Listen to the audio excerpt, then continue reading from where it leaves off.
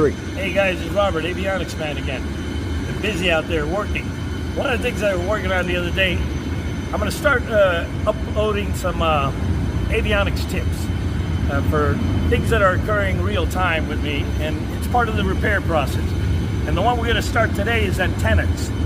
If you come over here, the airplane is full of antennas for different systems, and we're going to be discussing those systems.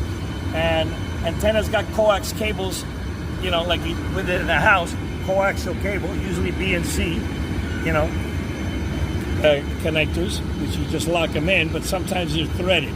And the problem is this: these antennas are mounted up here, and a lot of people try to take the antenna out from the bottom, and that's fine.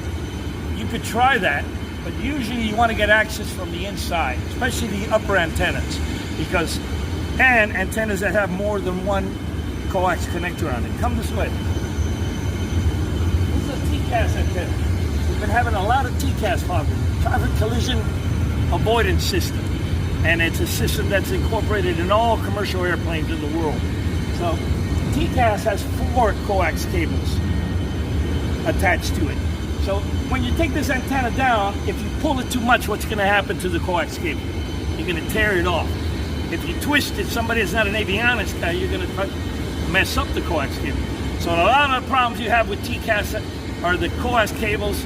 It came out of a heavy maintenance check, and now you're having TCAS problems because somebody, for inspection purposes, had to take the antenna off, and they damaged the coax cable or the connector to the coax cable. So when you take it off, try to get access from the inside of the airplane, the panel from the inside, especially on TCAS antennas.